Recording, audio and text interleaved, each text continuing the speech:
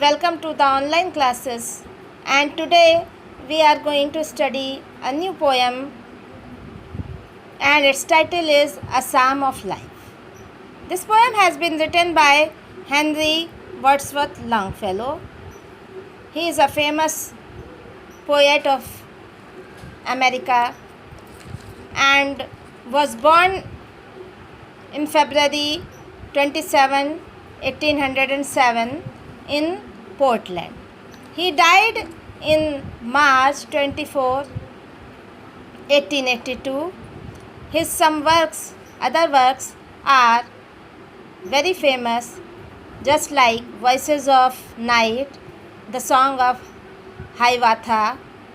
And before reading the poem, we will first know about the title. What is the meaning of the word psalm? A psalm of life. So, we will first know about the meaning. So, psalm is a prayer which is in the praise of God, for thanking Him for His wisdom and for His adoration. So, first we will read about all the poem. Life is real, life is earnest, and the grave is not its goal. Dust thou art, to dust returnest, was not spoken of the soul. Here the poet is saying कि आपका जो जीवन है वो सच्चाई है, सत्य है, रियल है, लाइफ इज़ अर्नेस्ट, और आपका जो जीवन है उसका कोई उद्देश्य ज़रूर होता है आपके जीवन का। अगर आपने जीवन पाया है तो उसका उद्देश्य भी है। और and the grave is not its goal, और जो मृत्यु है वो अंतिम लक्ष्य नहीं है आपके जीवन का। सिर्फ मृत्यु ही लक्ष्य नहीं है जीवन का कि हमने जीवन पाया है और हम मर जाएंगे, ऐसा ज़रूरी नहीं है। डस्ट द अर्थ, ऐसा कहा गया है कि आप जो है धूल हैं और धूल में ही मिल जाएंगे, मिट्टी के बने हुए हैं और वापस मिट्टी में मिल जाएंगे, ये कहा गया है। परंतु ये आपकी आत्मा है उसके लिए नहीं कहा गया है।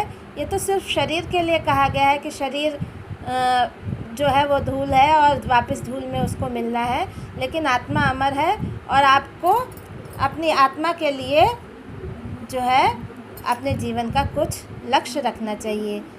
Not enjoyment and not sorrow is our destined end और way, but to act that each tomorrow find us farther than today। और न केवल आनंद और न केवल दुख, हमारा जीवन का भाग्य जो है उसका अंत तक या उसके रास्ते में बहुत हमें आनंद भी प्राप्त होंगे, बहुत हमें दुख भी प्राप्त होंगे, जो कि हमारे जीवन में निर्धारित डेस्टाइन्ड कर दिए गए हैं। बट टू एक्ट, लेकिन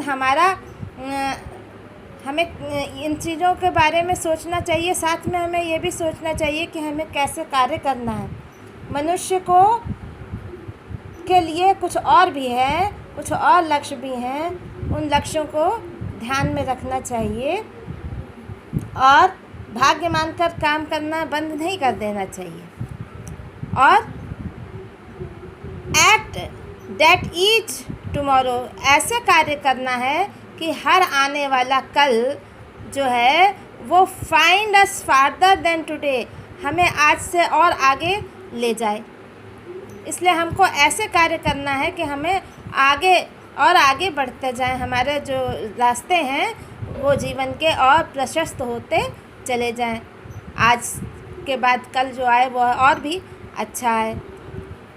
In the world's broad field of battle, in the bivouac of life, be not like dumb driven cattle, be a hero in the strife। और संसार के इस बड़े युद्ध क्षेत्र में field of battle.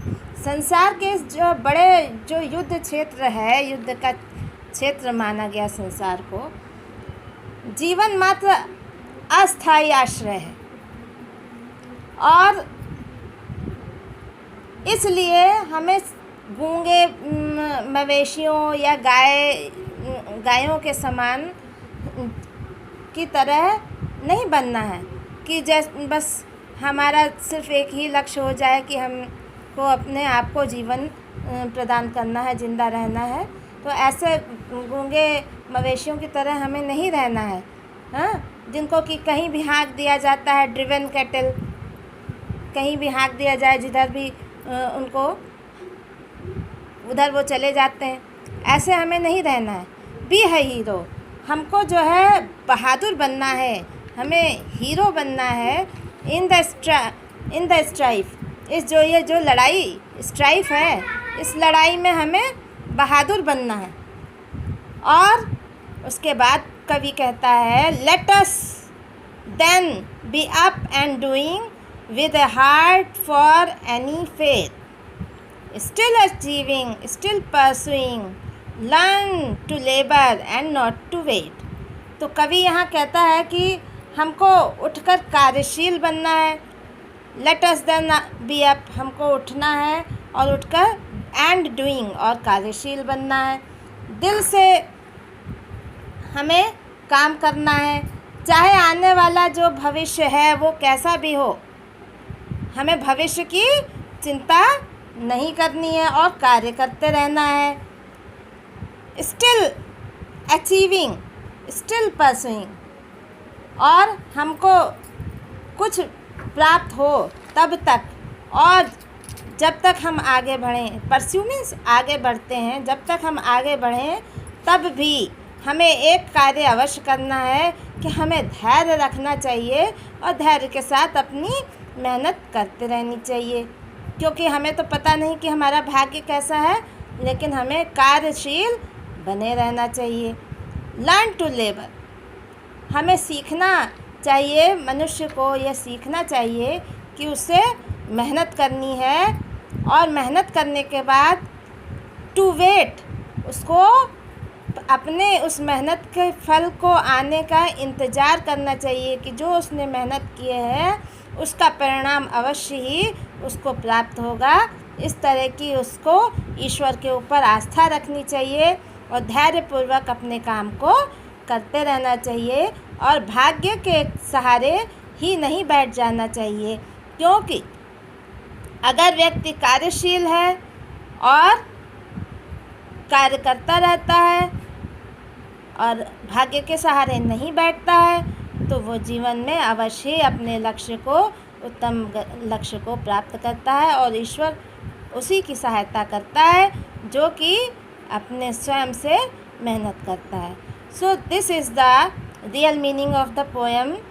I hope you like this poem. Thank you and give me a like if you like this poem.